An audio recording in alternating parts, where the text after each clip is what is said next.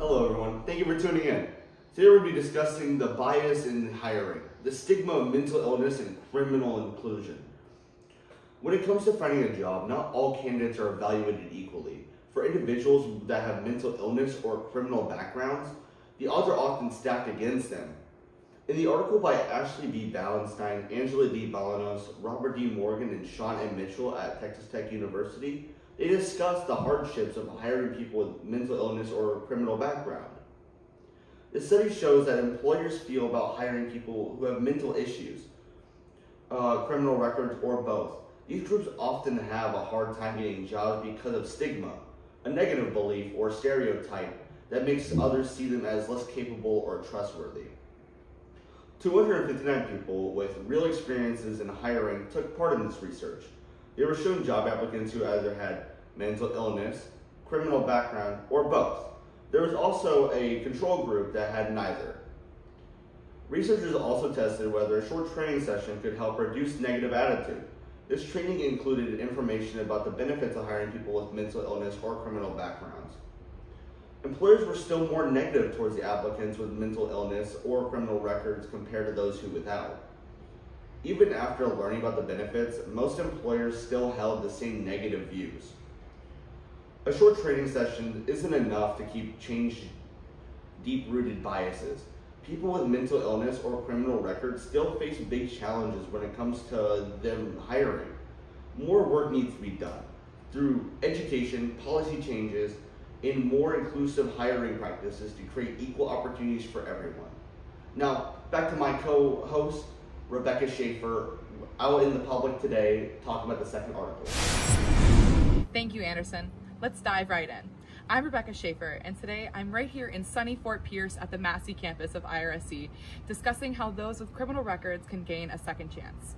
Ex-offenders face significant challenges, including stigma, limited employment opportunities, and difficulty stabilizing economic resources, leading to higher recidivism rates.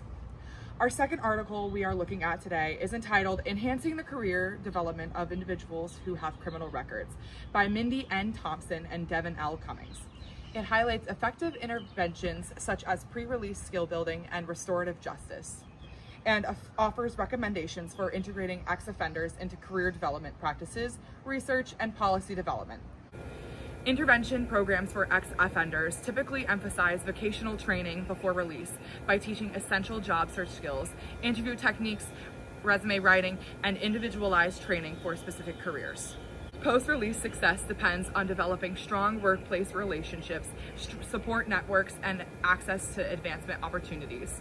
Educating ex-offenders about realistic career paths and offering employment incentives can further improve employment outcomes and societal reintegration. Career counselors are an effective tool to achieve this. Career counselors should understand local employment opportunities, occupational licensing rules, and programs like restorative justice to aid those with criminal history. They can assess educational needs, address challenges such as substance abuse, mental illness, or stigma, teach communication skills, encourage community involvement, and support personal and career development to assist societal reintegration. Future research should focus on applying career theories to ex-offenders.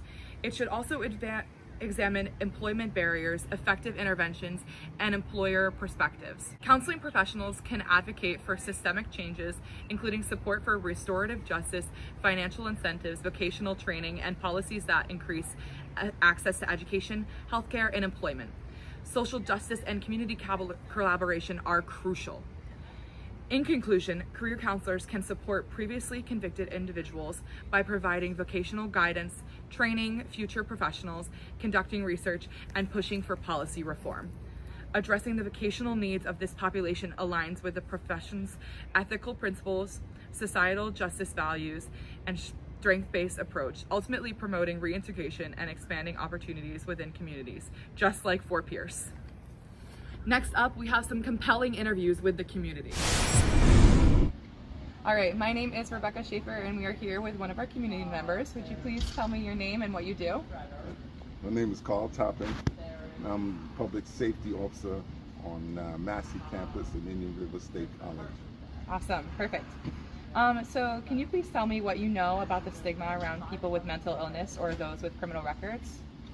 Well, I, I know more about criminal records. The stigma about mental illness has become a major problem because majority of people who are locked up have a mental disorder. And I also worked in the prison system at one point, and they have a totally different prison system basically on mental illness and besides other criminal activity. So we have two types of prison system. So both are very, very critical, and for the rest of our community and our society, we have to make sure that they're not among those who are doing the right things, and people with that mental illness have a tendency not to do the right thing. People who have criminal background have a tendency to have mental illness. Yeah. So it comes with they come together. Yeah, Yes, absolutely. yes. Great answer. Would you hire someone who was mentally ill or had a criminal record? There is a stigma again with allowing people to get a second chance, and I kind of believe in that as well. Yeah. Given a second chance, but more supervision than a standard person who has a clean record, who's done everything correctly, and someone who has a criminal record and has mental illness. I just believe they just need to be supervised more intensely. Absolutely. And yeah, I agree they should be given a second chance because people do get better, and as we grow, we do change. Absolutely. Thank you. And our last question, do you think it is wrong for someone to withhold disclosure about their mental illness or criminal record to avoid stigma from employers? Well, either way, because of our technology today, if you withheld it and they find out, I would be upset knowing that and you withheld certain, career choices. And that's what you call the criminal. I understand. And then you're hired by me, and then next thing I know, my business is being crumbled and beaten into the ground because money is being taken and because of the criminal act. So I truly believe that they should reveal. If not, and of course with the technology we have today, it can be easily found out. Absolutely. Well, thank you so much for your answers. Thank you. All right. And my name is Ruth Isaac, and today I will be interviewing Rodney Davis. on his mental disorder. Hi. What I will be asking you a series of questions based on your mental disorder. My first question is, what type of mental disorder do you have, and how do you function with it on a daily basis? Well, I suffer from clinical depression, and how does it affect me on a day-to-day basis? Like, Yes. first, what I can use is work. Like, some of the people I work with, like, they try and read me, and I overthink a lot, and that can really cause to affect my disorder a lot, and it's hard to like really process the whole thing because you worried about people trying to read you and everything. You trying to do this and you sitting here overthinking while the other people just trying to figure out like what's wrong with you. Like that's really it. Does your mental disability cause you to struggle in your work ethic? Not really. No. Okay. Do people judge you on your mental disability at your workplace? I don't I wouldn't say. I will say yes and no because of how can I say this? It just like work wise, they'll like I said, they'll just try to read me. And like I said, I'm an overthinker. People just trying to like see what are you for, try to see your character, see how you is. And me, I'm distant. I don't like really talking to people like that. I'm not really a socialize like that. I don't like to socialize. Okay. Was it difficult for you to obtain the job that you have now with your mental disability? No, everything was good. They understand me. They work with me and all that. They didn't really worry about like did I suffer from anything or that. They were just trying to hire me. And last question.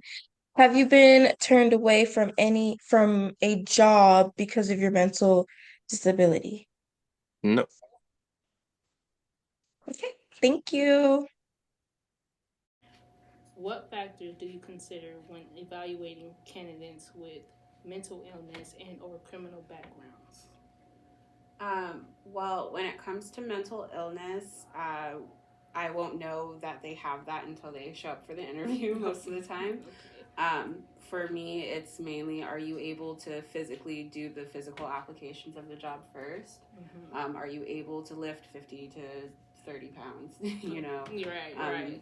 Are you able to stand on your feet for a long time? Do you know how to work a camera? Like, these are things that anybody, whether or not they have a mental illness or not, it's important for them to be able to do. Of course. And then after that, it would be like, how is your money counting skills? Or how good are you at like explaining things? Because you do have to explain a lot here. Right. And then when it comes to like having a criminal background, they do go through a background check. Mm-hmm. So no matter what I say or how much I love them, depending on what they've done, they might not have that opportunity to work here just because we work with children. Okay. All right. And then next question.